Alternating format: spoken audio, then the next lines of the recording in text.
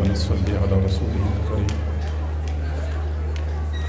أما بعد فأعوذ بالله من الشيطان الرجيم. بسم الله الرحمن الرحيم. وما خلقت الجن والإنس إلا ليعبدون. صدق الله العظيم وبلغنا رسوله النبي الكريم ونحن على ذلك لمن الشاهدين والشاكرين والحمد لله رب العالمين. اللهم صل على سيدنا محمد وعلى آل سيدنا محمد وبارك وسلم.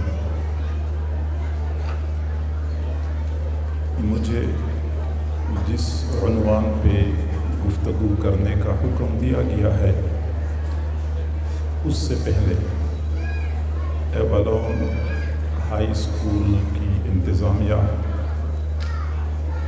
جملہ رفقائے کار اور بالخصوص پرنسپل صاحب کو مبارکباد پیش کرتا ہوں کہ انہوں نے اپنے حفاظ بچوں اور بچیوں کی حوصلہ افزائی کے لیے انتہائی پروقار، شاندار اور کامیاب تقریب کا انعقاد فرمایا.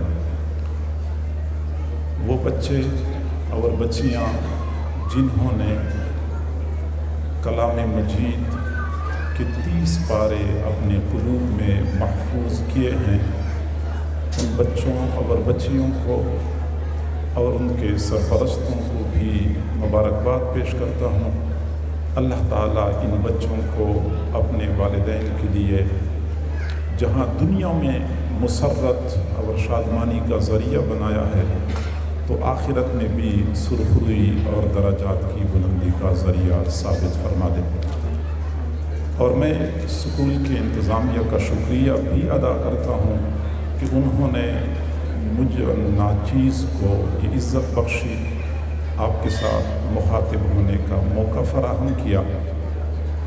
مجھے جو عنوان دیا گیا ہے وہ اللہ رب العزت کی معرفت اور پہچان، اس کی اہمیت کیا ہے اور اس کا طریقہ کار کیا ہے. آپ حضرات نے محسوس کیا ہوگا کہ موضوع قدر خشک قسم کا ہے اور آپ حضرات کافی دیر سے بیٹھے ہوئے ہیں اور گفتگو سماعت فرما رہے ہیں. میں کوشش کروں گا کہ مختصر اور جامع انداز میں اپنی گفتگو آپ حضرات کے سامنے پیش کر دوں. معزز سامعین، معزز خواتین، میری بہنوں اور بیٹیوں، انسان کی یہ فطرت ہے کہ وہ چاہتا ہے کہ مجھے پتہ چل جائے کہ میرا خالق کون ہے، میرا مالک کون ہے، میرا محسن کون ہے، جس نے مجھے عدم سے وجود بخشا، جس نے مجھے بے شمار نعمتیں عطا فرمائی. یہ ہر انسان کی فطرت ہے اور ہر انسان یہ چاہتا ہے کہ مجھے میرے محسن کے بارے میں تعارف حاصل ہو جائے. اور آپ حیران ہو جائیں گے کہ اللہ رب العزت کی معرفت، اللہ رب العزت کی پہچان ایک انسان کی زندگی میں اس قدر ضروری ہے کہ ابھی ہم دنیا میں نہیں آئے تھے، ہم عالم ارواح میں تھے.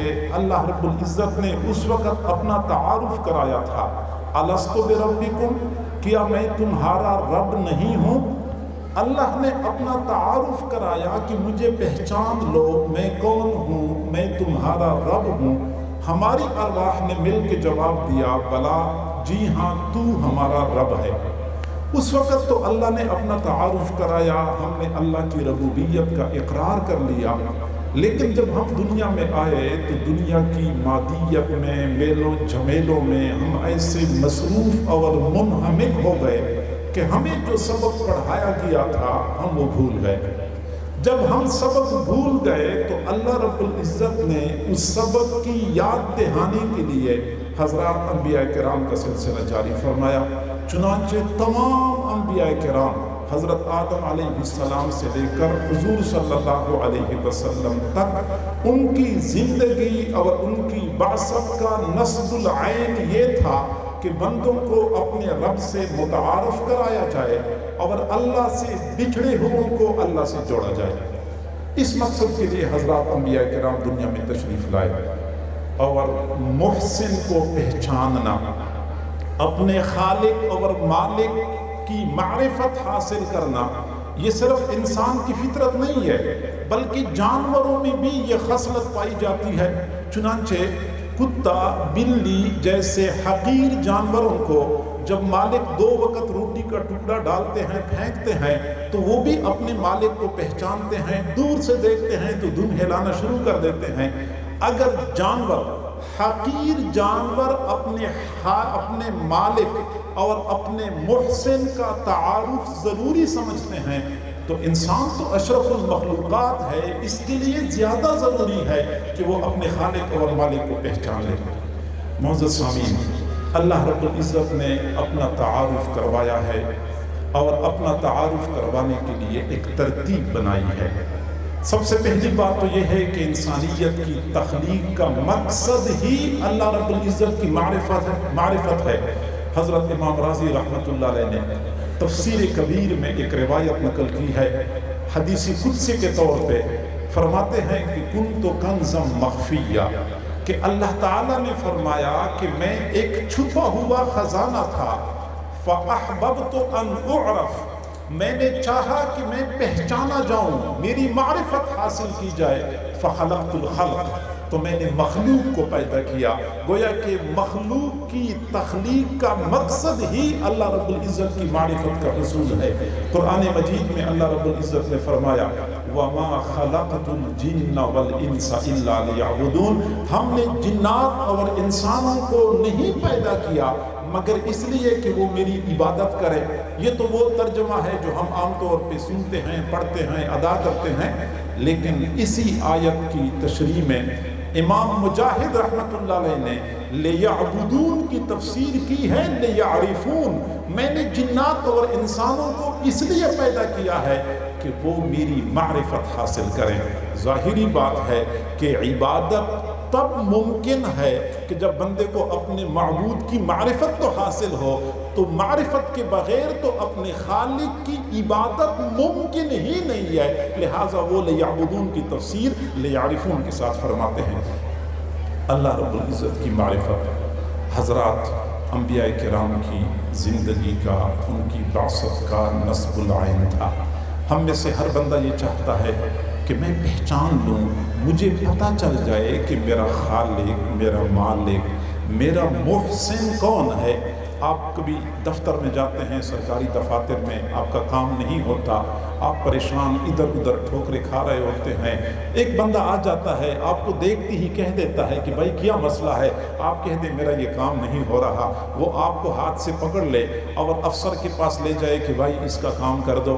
کام تو آپ کا ہو جاتا ہے لیکن آپ تجسس میں مبتلا ہو جاتے ہیں کہ وہ جس بندے نے مجھے ہاتھ سے پکڑا، جس نے مجھ پہ اتنا بڑا احسان کیا، آخر وہ بندہ کون تھا؟ میں اس کو پہچان لیتا، میں اس کا فون نمبر لے لیتا، میں اس سے تعارف کر لیتا۔ یعنی ہر محسن کو پہچاننا یہ بندی کی فطرت ہے۔ تو اللہ رب العزت نے ہماری اس فطری ضرورت کو پورا فرمایا ہے۔ ایک تو عالم ارواح میں اپنا تعارف کرایا، دوسرا یہ کہ دنیا میں کچھ ایسے اسباب بنائے جن کے ذریعے ہم اپنے رب کو آسانی سے پہچان سکتے ہیں۔ سب سے پہلی بات تو یہ ہے کہ اللہ تعالیٰ نے اس کائنات کو پیدا فرمایا، اور یہ کائنات، اس کا ذرہ ذرہ اللہ رب العزت کا تعارف کرواتا ہے۔ تھوڑا سا بندے میں غور و فکر کرنے والا دماغ ہو تو کائنات کے ذرے ذرے سے اپنے خالق اور مالک کو پہچان لیتا ہے۔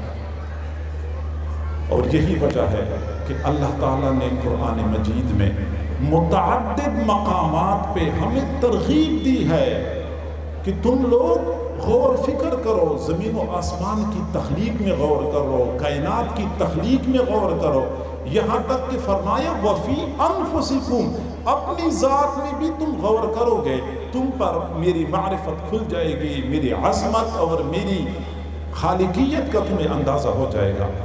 تو کائنات کا ذرہ ذرہ اللہ رب العزت کی معرفت پہ دلالت کرتا ہے۔ ہم اس جہان کو عالم کہتے ہیں۔ عالم اس لیے کہتے ہیں کہ یہ اللہ کی وجود پر علم ہے، علامت ہے اور نشانی ہے۔ ایک عربی سے کسی نے پوچھا کہ آپ نے اپنے اللہ کو کیسے پہچان لیا؟ تو عربی نے کہا البعرۃ تدل علی البعیر والروث علی الحمیر واثر الاقدام علی المسیر۔ اگر کبھی راستے میں اونٹ کی مینگنی پڑی ہوئی ہو تو مینگنی دیکھ کے اندازہ ہو جاتا ہے کہ یہاں سے اونٹ گزرا ہے۔ اگر کہیں لید پڑا ہوا ہو تو پتہ چل جاتا ہے کہ گھوڑا یا گدھا یہاں سے گزرا ہے۔ اگر کہیں پاؤں کے نشانات ہوتے ہیں تو پتہ چل جاتا ہے کہ یہاں سے کوئی انسان گزرا ہے۔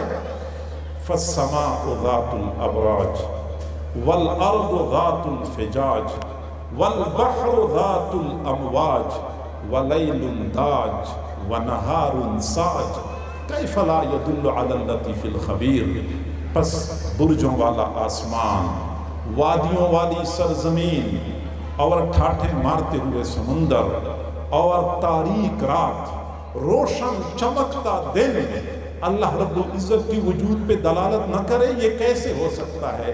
گویا کہ عرب دیہاتی نے یہ بتا دیا کہ کائنات کا ذرہ ذرہ اللہ رب العزت کی وجود پہ دلالت کرتا ہے۔ امام شافعی رحمۃ اللہ علیہ سے کسی نے پوچھا کہ آپ نے اپنے رب کو کیسے پہچانا؟ تو امام شافعی رحمۃ اللہ علیہ نے فرمایا کہ میں نے شہتوت کے پتے کو دیکھ کر اپنے رب کو پہچان لیا۔ عرفت ربی بورقۃ الفرصاد، شہتوت کے پتے کے ذریعے میں نے رب کو پہچان لیا کہ شہتوت کا پتا جب بکری کھا لیتی ہے تو بکری دودھ پیدا کرتی ہے، جب ہرن کھا لیتا ہے اس کے نافے میں مشک پیدا ہو جاتا ہے، اور جب ریشم کا کیڑا اس کو کھا لیتا ہے تو وہ ریشم پیدا کرتا ہے۔ آخر ایک ہی پتا ہے شہتوت کا، بکری نے کھا لیا دودھ نکل آیا، ہرن نے کھا لیا نافے میں مشک پیدا ہو گیا، ریشم کے کیڑے نے کھا لیا ریشم پیدا ہو گیا۔ آخر کوئی ذات تو ایسی ہے نا جو یہ نظام چلا رہی ہے، اور وہی ذات ہمارا پروردگار ہے۔ لہٰذا کائنات کا ذرہ ذرہ ہمارے رب کی وجود، اس کی سائی اور اس کی تخلیق پر دلالت کرتا ہے۔ ایک عرب سے کسی نے پوچھا کہ آپ نے اپنے رب کو کیسے پہچانا؟ تو اس نے جواب دیا کہ میں نے شہد کی مکھی سے اپنے رب کو پہچانا۔ شہد کی مکھی سے کیسے پہچانا؟ تو جواب دیا کہ شہد کی مکھی کے ایک جانب شہد ہوتا ہے، دوسری جانب زہر ہوتا ہے۔ اب یہ اللہ کی شان کہ شہد کی مکھی کی منہ میں شہد ہے، دم کی جانب زہر ہوتا ہے، اور شہد کو عربی میں عسل کہتے ہیں، اور جب مکھی ڈستی ہے تو اس کو لسع کہتے ہیں، لام سین عین۔ فرمایا کہ واللسع مقلوب العسل، لسع یہ عسل کا الٹا ہے، تو گویا کہ ایک طرف عسل ہے ایک طرف لسع ہے، لہٰذا میں نے شہد کی مکھی سے اپنے رب کو پہچان لیا۔ عرب کی ایک بڑھیا سے کسی نے کہا کہ آپ اللہ کی وجود کو مانتی ہیں؟ اس نے کہا میں مانتی ہوں۔ اچھا دلیل کیا ہے؟ اس بڑھیا نے کہا کہ میں چرخہ چلاتی ہوں، یہ میرا چرخہ یہ اللہ کی وجود پر دلیل ہے۔ پوچھا چرخہ کیسے دلیل ہے؟ تو جواب دیا کہ میں اس چرخے کو گھماتی ہوں تو یہ گھومتا ہے، اگر میں نہ گھماؤں تو یہ نہیں گھومتا۔ اگر ایک چھوٹا سا چرخہ گھمانے والے کے بغیر نہیں گھومتا تو زمین و آسمان کا یہ نظام، یہ وسیع کائنات کا نظام چلانے والے کے بغیر کیسے چل رہا ہے؟ اپنے چرخے سے میں نے پہچان لیا کہ خالق مالک اور کوئی رازق موجود ہے۔ پھر پوچھنے والے نے پوچھا کہ آپ یہ بتائیں کہ اللہ ایک ہے یا کئی ایک ہیں؟ جواب دیا کہ اللہ ایک ہے۔ پوچھا کہ اللہ ایک ہے اس کی دلیل کیا ہے؟ تو بڑھیا نے جواب دیا کہ میرا چرخہ اس بات کی دلیل ہے کہ اللہ ایک ہے۔ پوچھنے والے نے پھر پوچھا کہ چرخے سے آپ کیسے استدلال کرتی ہیں؟ تو جواب دیا کہ جب میں چرخہ اکیلے چلاتی ہوں تو ایک جانب کو چلاتی ہوں گھماتی ہوں یہ گھومتا ہے، اور اگر اس کے چلانے والے دو ہو جائیں، ایک اس جانب گھمائے دوسرا اس جانب گھمائے، تو یہ چرخہ گھومے گا نہیں، یہ ٹوٹ جائے گا، خراب ہو جائے گا۔ جس دن سے یہ کائنات وجود میں آ چکی ہے اس دن سے لے کر آج تک یہ نظام ٹھیک طریقے سے چل رہا ہے۔ معلوم ہوتا ہے کہ چلانے والا ایک ہے، اگر کئی ایک ہوتے تو ضرور اس میں فساد اور بگاڑ پیدا ہو جاتا ہے۔ قرآن مجید نے ہمیں متوجہ کیا ہے کہ تم کائنات میں غور کرو اور ایک مقام پہ فرمایا اولو الالباب، عقل والے کون ہوتے ہیں؟ عقل والے وہ ہوتے ہیں جو زمین اور آسمان کی تخلیق میں غور و فکر کرتے ہیں اور اس نتیجے پر پہنچ جاتے ہیں کہ بے اختیار بول اٹھتے ہیں ربنا ما خلقت ھذا باطلا، اے ہمارے رب آپ نے یہ سب کچھ بے مقصد اور بے فائدہ پیدا نہیں کیا ہے۔ قرآن مجید میں اللہ تعالیٰ نے بڑے پڑھے لکھے لوگوں کو متوجہ کیا ہے، تم سائنسدان ہو، پی ایچ ڈی ڈاکٹر ہو، میڈیکل ڈاکٹر ہو، کسی بھی طبقے میں تم لوگوں نے بڑا علم حاصل کیا، تم غور فکر کرو، تمہیں کائنات کا ذرہ ذرہ مجھ سے متعارف کرا دے گا۔ والشمس تجری لمستقر لها ذلك تقدیر العزیز العلیم والقمر قدرناہ منازل حتی عاد کالعرجون القدیم۔ اللہ تعالیٰ بڑے بڑے سائنسدانوں کو خطاب فرماتے ہیں والشمس تجری لمستقر لها ذلك تقدیر العزیز العلیم والقمر قدرناہ منازل حتی عاد کالعرجون القدیم۔ کہیں تو زمین و آسمان کی مثالیں دی جا رہی ہیں، کبھی سورج اور چاند کی مثالیں دی جا رہی ہیں، لوگوں کو متوجہ کیا جا رہا ہے۔ اور دوسری جانب جو لوگ بالکل ان پڑھ ہوتے ہیں، ان کو نہیں پتا جدید علوم کیا ہے، جدید سائنس کیا ہے، آسمان کی وسعتوں میں کیا کچھ ہے، پہاڑوں کے سینوں میں کیا راز چھپے ہوئے ہیں، سمندر کی گہرائی میں کیا ہے، ان کو نہیں پتا۔ وہ عرب دیہاتی ہیں، ان کی پوری زندگی کا مرکز اور محور ان کی چند بھیڑ بکریاں ہیں۔ صبح بھیڑ بکریاں لے جاتے ہیں، پورا دن چرانے کے بعد شام کو واپس لے کے آ جاتے ہیں، وہ اونٹ چراتے ہیں، وہ گائے چراتے ہیں۔ اب ان دیہاتیوں کو قرآن کیسے مخاطب کرتا ہے؟ انسان حیران رہ جاتا ہے کہ اللہ رب العزت نے کس کامل طریقے سے حجت تام کر رکھی ہے۔ اللہ تعالیٰ فرماتے ہیں وَإِنَّ لَكُمْ فِي الْأَنْعَامِ لَعِبْرَةً، او عرب دیہاتیوں تمہیں نہیں پتا کہ جدید سائنس کیا ہے، جدید علوم کیا ہے، آسمان کی وسعتوں میں کیا ہے۔ تمہیں جانور کا تو پتہ ہے نا، پورا دن تم جانور کو چراتے ہو، تمہارے جانوروں میں تمہارے لیے عبرت کا سامان موجود ہے، تمہارے جانوروں میں تمہارے لیے عبرت کا سامان موجود ہے۔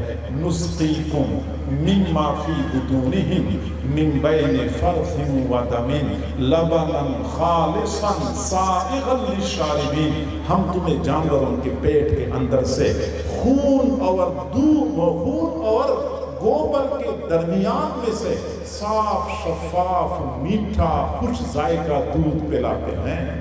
جانور کے پیٹ کے اندر سے دودھ نکلتا ہے، اس پیٹ میں گوبر بھی ہوتا ہے، پیشاب بھی ہوتا ہے، خون بھی ہوتا ہے، لیکن اس دودھ میں نہ تو گوبر کا ذائقہ ہوتا ہے، نہ خون کا رنگ ہوتا ہے، نہ پیشاب کی بو ہوتی ہے، صاف شفاف میٹھا دودھ جانور کے پیٹ کے اندر سے تمہیں کون پلاتا ہے؟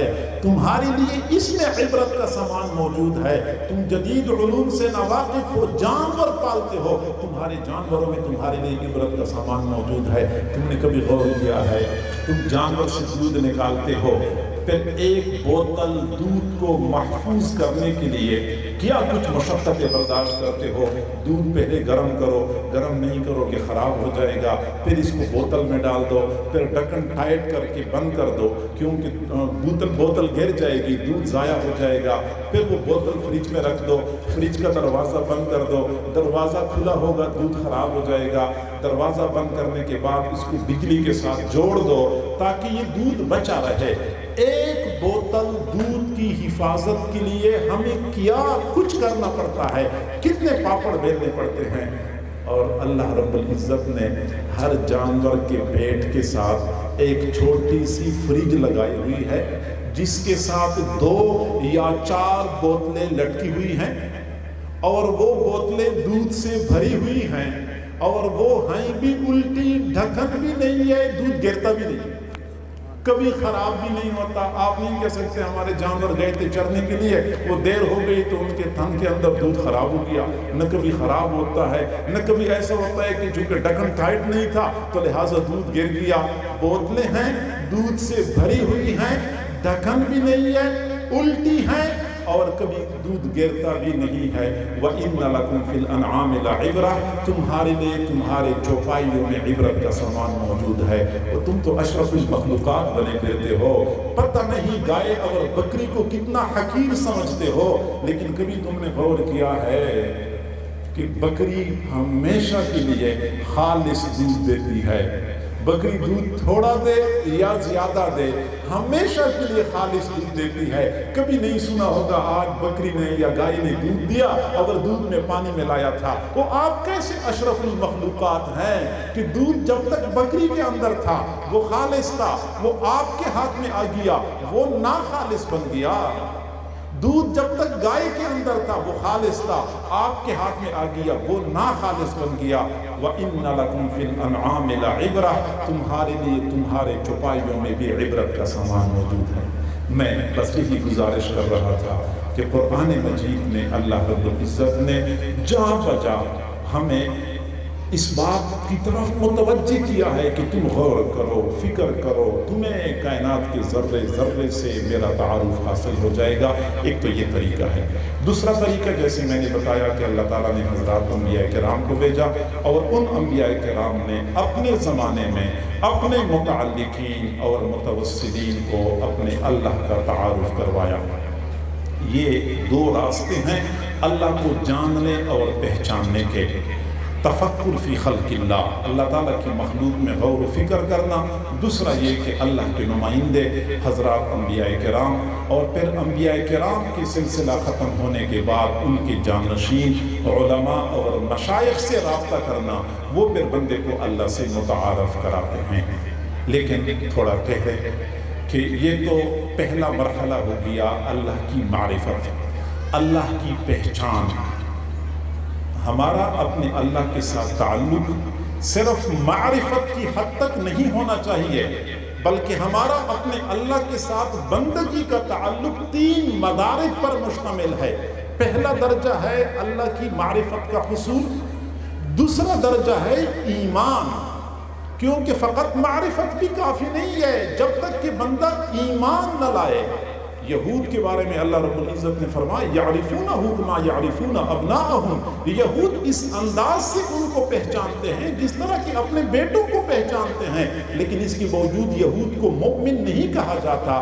فقط معرفت کافی نہیں ہے، بلکہ معرفت کے بعد ماننا بھی ضروری ہے۔ معرفت جاننا، اللہ کو جاننا، اللہ کو جاننے کے بعد پھر اللہ کو ماننا بھی ضروری ہوتا ہے۔ کئی مرتبہ ایسا ہوتا ہے کہ ہم ایک حقیقت کو پہچانتے ہیں، ہم ایک حقیقت کو جانتے ہیں، لیکن اس کو تسلیم نہیں کرتے، ضد کرتے ہیں خواہ میں۔ ہمیں اچھی طرح پتہ ہوتا ہے کہ فلاں بندہ ٹھیک ہے، فلاں بندہ ٹھیک ہے، لیکن ہم تسلیم نہیں کرتے۔ میں سیاسی پارٹیوں کی بات کروں بطور مثال کے، وہ فلاں پارٹی والے جو ہیں نا وہ بالکل صحیح لوگ ہیں، ہم نے دلائل میں حقائق کی روشنی میں معلوم کر لیا، لیکن ہم ضد کرتے ہیں، تسلیم نہیں کرتے، تو گویا کہ پہچان تو ہو گئی ہے، ماننا رہ گیا ہے۔ تو ہم اللہ کی وجود کو پہچان بھی لیں، پھر اس کے بعد ہم اس کو مان بھی لیں تو اس کو ایمان کہتے ہیں۔ معرفت کے بعد پھر ایمان کا درجہ آتا ہے کہ بندہ اللہ تعالیٰ کی غلامی کا توق اپنے گلے میں ڈال دے کہ اے اللہ بس میں اب تیرا بندہ ہو گیا، میں تیری عبودیت کا اقرار کرتا ہوں۔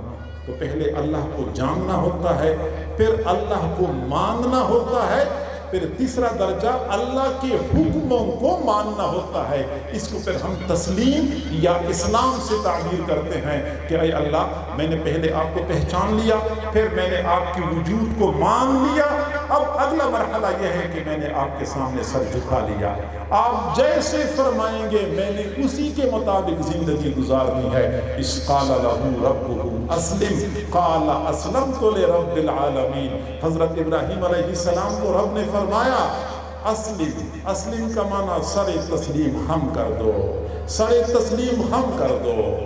तो फरमाते हैं अस्लमतु लिरब्बिल आलमीन फलम्मा अस्लमा वतल्लहु लिलजबीन। जब बाप बेटा दोनों ताबिअ फरमान हो गए और बाप ने अपने बेटे को पेशानी के बल लिटा दिया, ये इस्लाम और तस्लीम, ये फिर अगला दर्जा बन जाता है।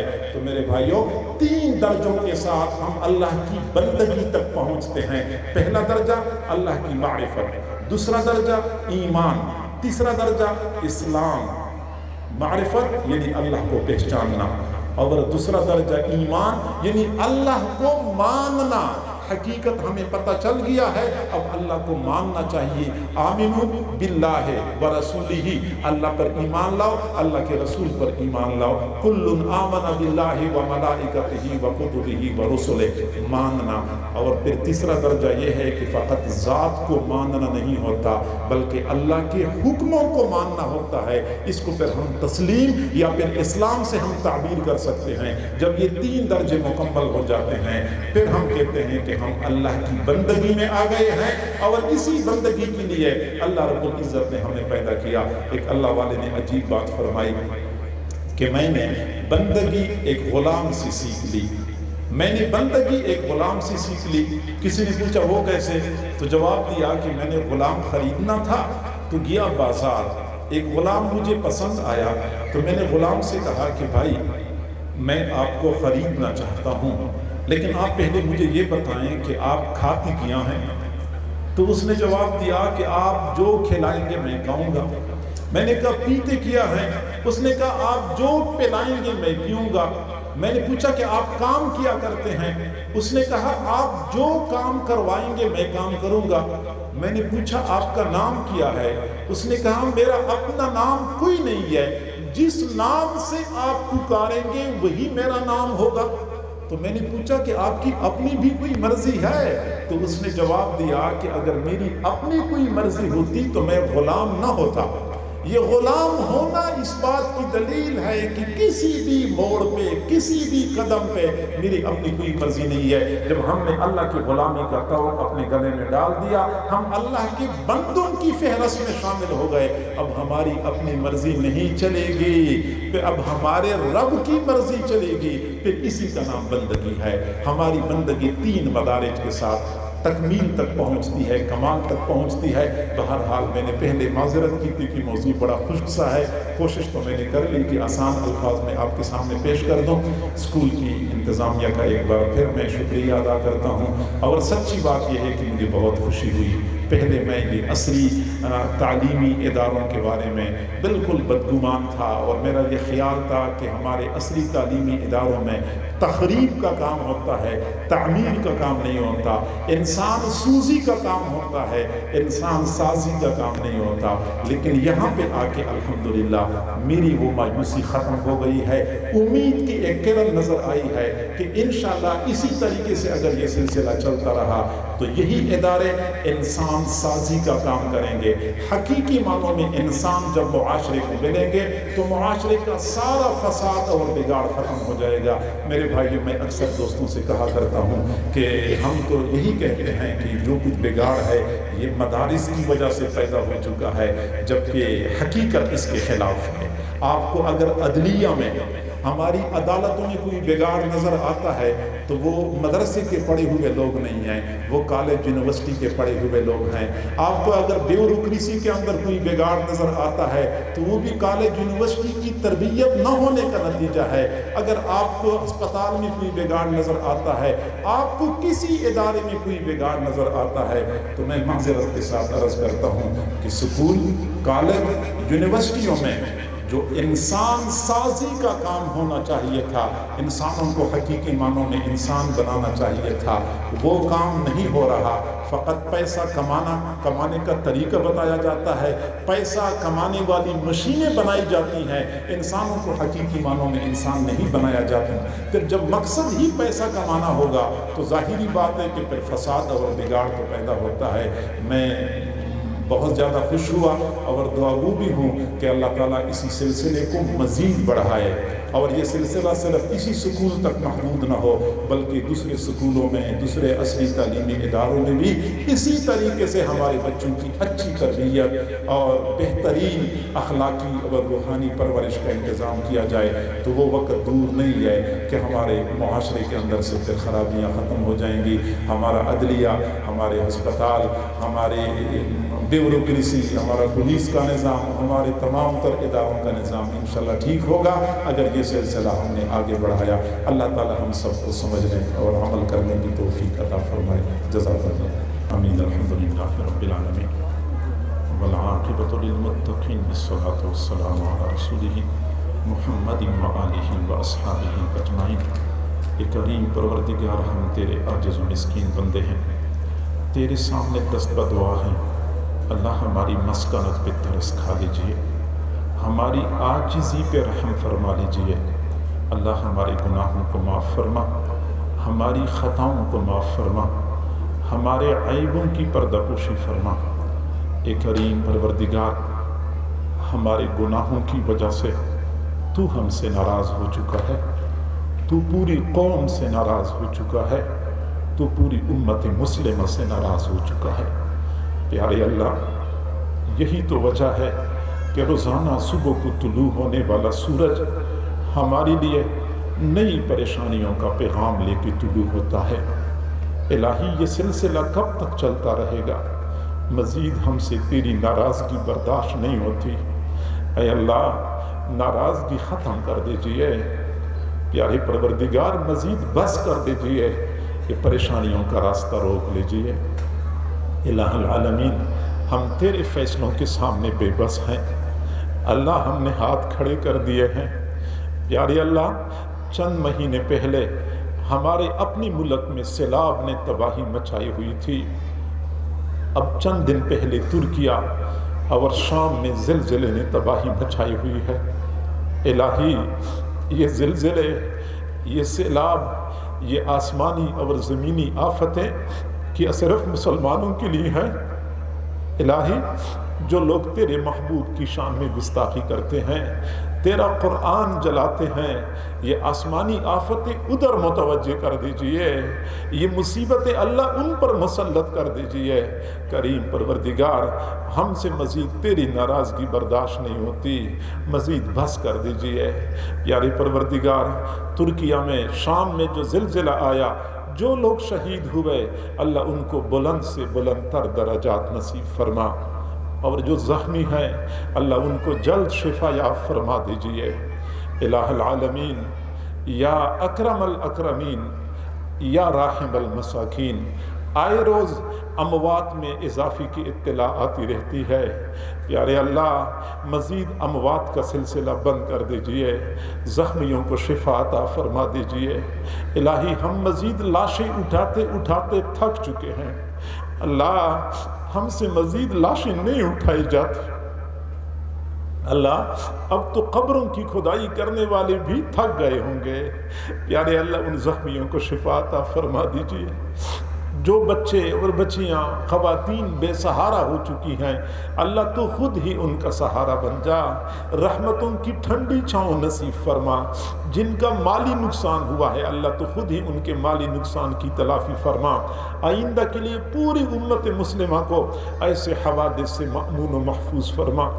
الہ العالمین، یا اکرم الاکرمین، ہم مانتے ہیں ہمارے اپنے کرتوتوں کا نتیجہ ہے، ہمارے اپنے اعمال کی شامت ہے کہ اس طرح کے عذابات ہم پہ آتے ہیں. پیارے اللہ، ہمارے اعمال، ہمیں اپنے اعمال کو درست کرنے کی توفیق عطا فرما، اپنا احتساب خود کرنے کی توفیق عطا فرما. پیارے اللہ، ہماری اس پیارے ملک میں آئے روز بحرانات شدید سے شدید تر ہوتے جا رہے ہیں. معاشی بدحالی انتہا کو پہنچی ہوئی ہے، لوگ مایوسی کا شکار ہیں. پیارے اللہ، تیرے خزانوں میں کوئی کمی نہیں ہے، معاشی بدحالی کو خوشحالی میں تبدیل فرما، اور جو ارباب اقتدار ہیں، جو عوام ہیں، چھوٹے بڑے، اللہ سب کو ہدایت نصیب فرما، سب کو راہ راست پہ چلنے کی توفیق عطا فرما۔ کریم پروردگار، بد امنی انتہا کو پہنچ چکی ہے، اللہ ہماری مسجد محفوظ نہیں ہے، ہمارے گھر محفوظ نہیں ہے، ہمارے بچے محفوظ نہیں ہیں، ہماری بچیاں محفوظ نہیں ہیں۔ پیارے اللہ، بد امنی کو امن میں تبدیل فرما، انتشار کو وحدت میں تبدیل فرما، پریشانیوں کو خوشحالی میں تبدیل فرما۔ الہ العالمین، جتنے حضرات یہاں موجود ہیں، بہنیں بیٹیاں موجود ہیں، اللہ سب کو اپنے مقربین بندوں اور بندیوں میں شامل فرما، زندگی میں کبھی بے سہارا نہ فرما، کبھی بے آسرا نہ فرما، قدم قدم پہ اپنی دستگیری فرما، بے روزگاروں کو روزگار عطا فرما، بے اولادوں کو اولاد عطا فرما، بے گھروں کو اپنے گھر عطا فرما، جن کی رزق کی تنگی ہے ان کی تنگیوں کو دور فرما، جو بیمار ہیں ان کو شفا عطا فرما، جن کے عزیز و اقارب فوت ہو چکے ہیں ان کی مغفرت فرما۔ پیارے اللہ، بہت سارے حضرات ایسے ہوں گے، بہت ساری خواتین ایسی ہوں گی جن کے دلوں میں چھپے ہوئے غم ہوں گے، وہ کسی کو بتا بھی نہیں سکتے ہوں گے۔ اللہ تو دلوں کے بھید جانتا ہے، ان چھپے ہوئے غموں کو ختم فرما دیجئے، سب کو اپنے اپنے گھروں کی خوشیاں نصیب فرما، گھریلو نفرتوں کو محبتوں میں تبدیل فرما، لڑائی جھگڑوں کو اتفاق و اتحاد میں تبدیل فرما۔ کریم اللہ، اے رحیم اللہ، اے حنان و منان پروردگار، اے ہمارے پیارے پروردگار، اس پورے اسکول کے پڑھنے والے بچوں کو اور ان کے پڑھانے والے معلمین معلمات کو، طلباء اور طالبات کو، سب کو اپنے مقربین میں شامل فرما۔ ان بچوں کو، بچیوں کو والدین کے لیے خوشیوں کا ذریعہ بنا، دنیا اور آخرت میں عزتوں کا ذریعہ بنا۔ والدین کو اپنے بچوں کے دکھوں سے محفوظ فرما، اللہ اپنی اولاد کے غموں سے محفوظ فرما، اولاد کے بارے میں ان کی جو نیک تمنائیں ہیں تمام نیک تمناؤں کو پورا فرما۔ خاص طور پہ جن بچوں نے قرآن پاک کا حفظ مکمل کیا ہے، جن بچیوں نے قرآن پاک کا حفظ مکمل کیا ہے، ان بچوں اور بچیوں کو اور ان کے پڑھانے والوں کو ایک ایک حرف پہ اپنی شان کے مطابق اجر اور بدلہ عطا فرما۔ اللہ ان کو قرآن کا قاری بنا، قرآن کا عالم بنا، قرآن کا داعی بنا۔ اللہ ان بچوں اور بچیوں کو قرآن کا عاشق بنا، قرآن کے ساتھ مکمل وابستگی نصیب فرما۔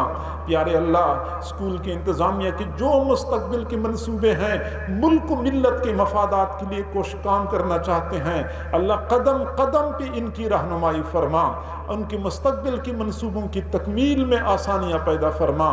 اسباب کی ضرورت ہے، غیبی خزانوں سے اسباب کا انتظام فرما۔